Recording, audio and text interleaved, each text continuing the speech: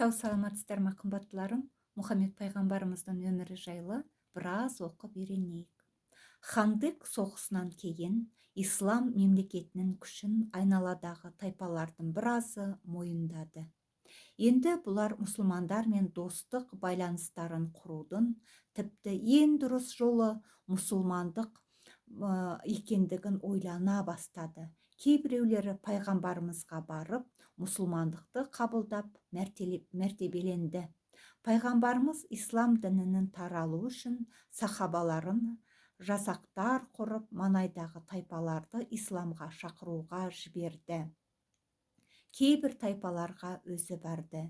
Думәт жәндәл халқы сияқты тайпалар айтылған насихаттарды қабылдап мұсылман болды.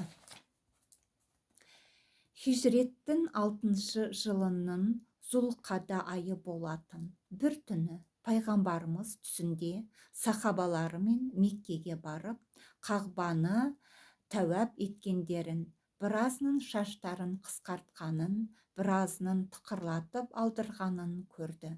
Осы түсін сахабаларға айтқан кезде олар қатты толқи бастады. Хижреттен осы кезге дейін туып өскен небір естеліктерге толы әсем атамекендері болған Меккеге баратын еді. 5 уақыт намазда бет бұратын қасиетті Қағбаны зиярат етіп, тәуап ететін еді. Бұл өте керемет сүйінші болатын.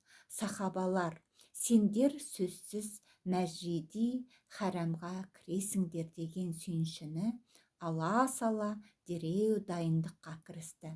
Пайғамбарымыз дайындық істерін бітіргеннен кейін өздерімен умраға ниет етіп қасиетті Меккеге қарай жолға шықты.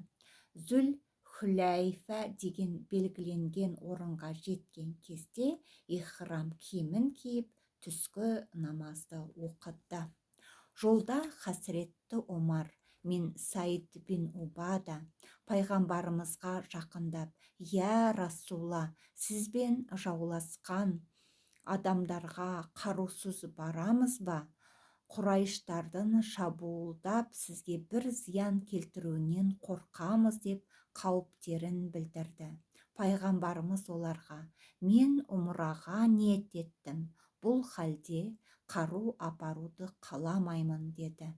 Жол сапары тыныш өтті.